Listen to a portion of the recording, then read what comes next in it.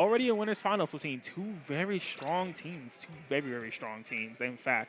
Yes, we are looking at Glub Glub versus Lock In. As you can see, both of them currently have a perfect record Yeah. here with a 3-0. So either way, one of these teams is going to be coming out of this set with a blemish on that perfect record. But let's take a look at these map modes, starting off with Splat Zone's Mako Mart.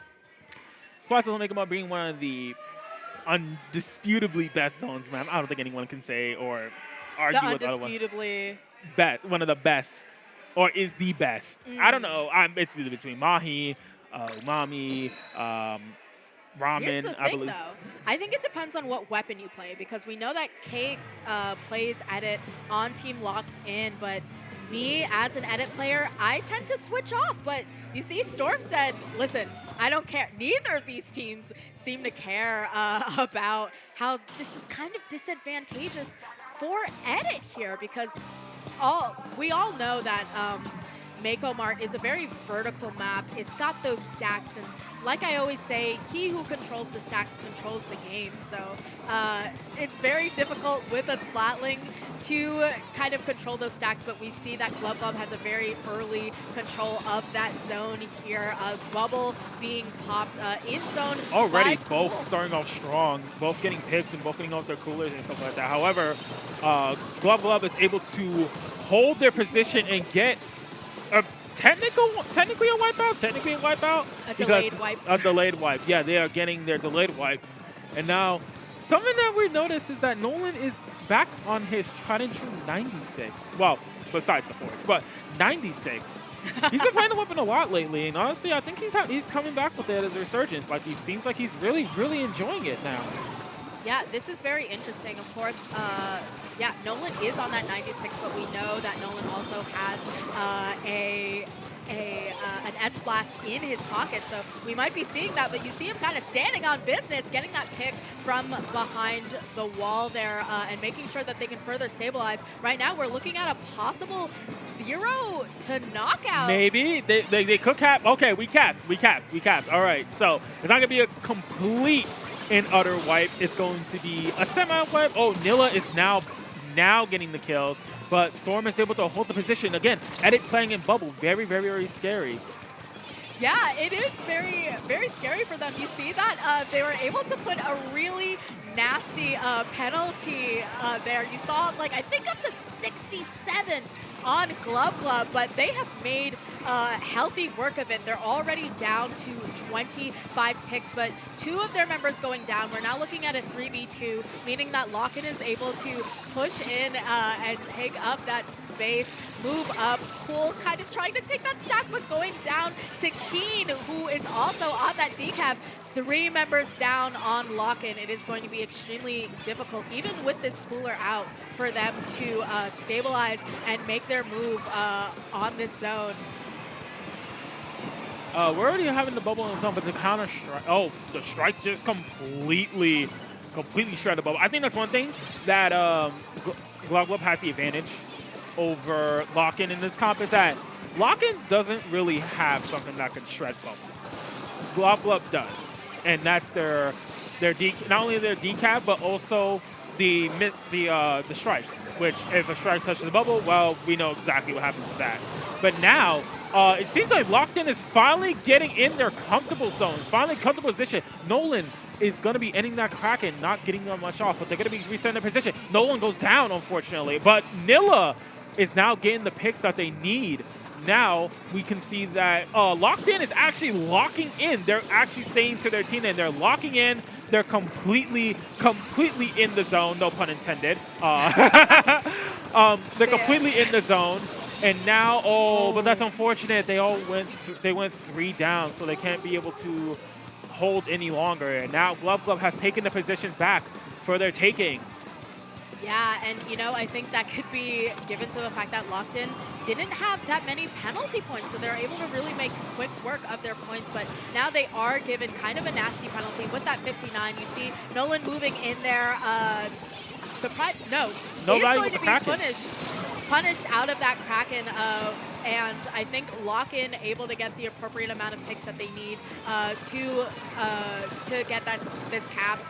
Cakes, of course, stabilizing for their team, making sure that they're able to get these safe jumps in order to keep this, because quite frankly, if they're able to get the picks appropriate, get the trades that they need, which they are not. Three members go down. The Zuka to the face. Yeah, that is a Zuka to the mouth. But he does die, unfortunately. Now it seems like Glub and Locked In are kind of going this little back and forth. But it seems like it's working in Glub's favor. Better than Locked In, but Nolan is going down again.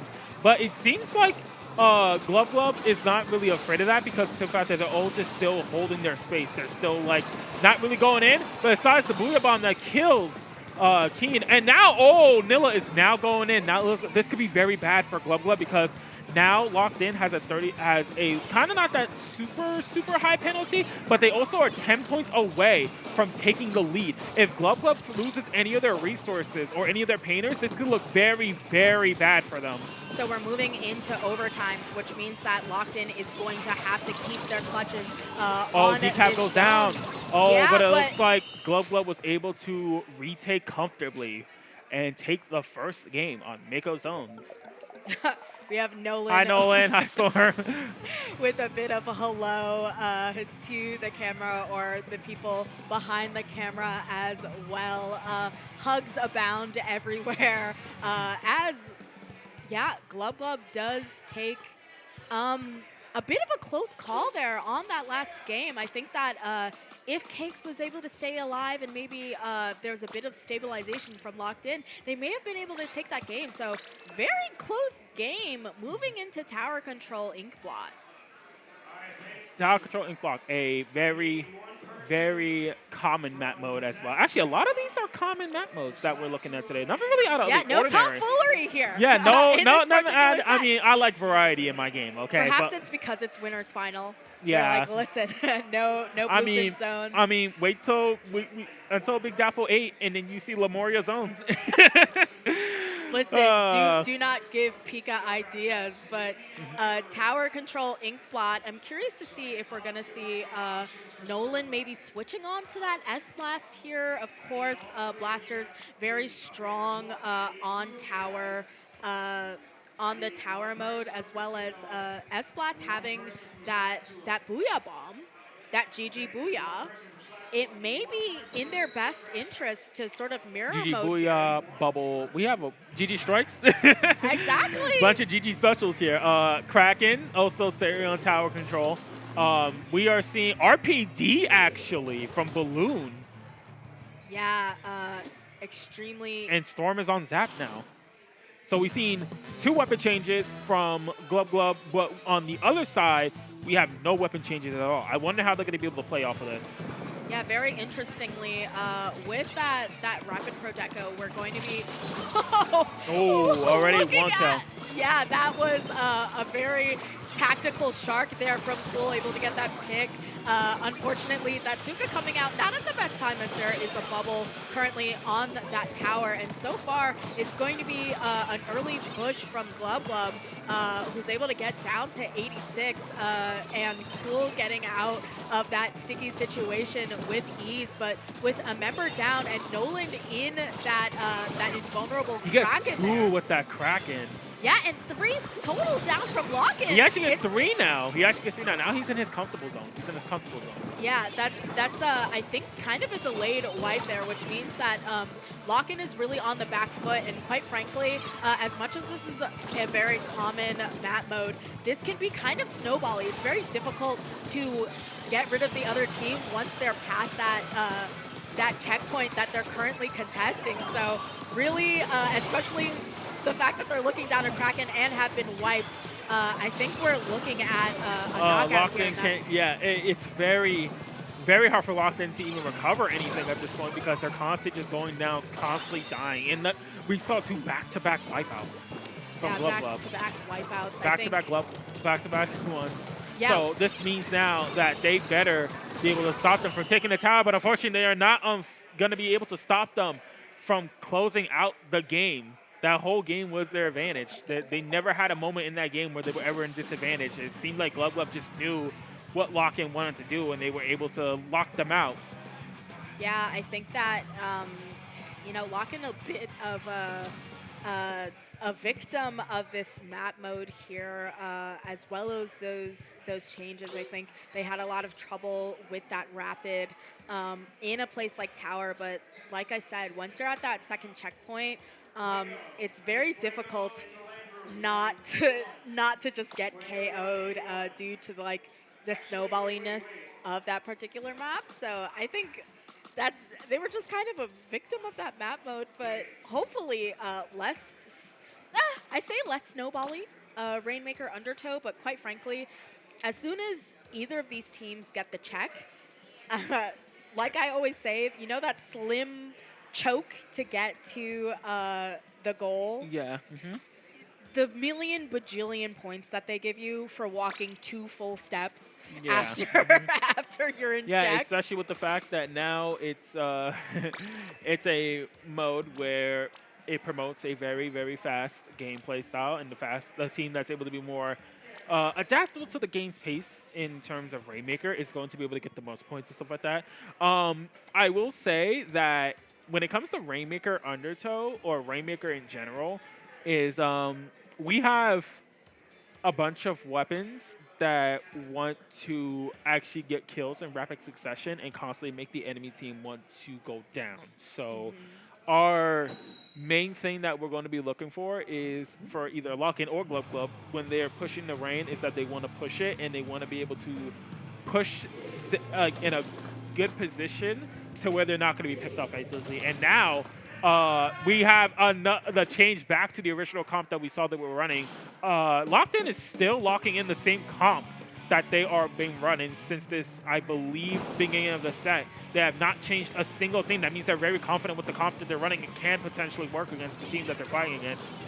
Yeah, as we often see in Rainmaker Undertow, both teams just kind of lobbying for those early picks to make it nice and clear and safe for them to push 2 members down and locked in. We have Balloon getting that really critical trade there, and those strikes going out, trying to deter Storm from getting that check. But I was going to say, I think the win condition for both of these teams is denying the other team the check, but I think quite frankly, Glub just has a very aggressive comp. Of course, you have Nolan there with that Kraken on that 96. I think that may... Oh, okay. We were heading into the danger zone right there. The danger zone right there. They would about to KO, like, instantly. But it seems like Glub actually was able to do anything. Oh, Nilla's on bucket. I was wondering why I didn't see any blaster shots. I'm like, oh, he's on bucket. But anyways, we have Nilla already swiftly moving into mid, unfortunately not being able to get anything. DK runs in, but nothing happens. And shot is picked off left side.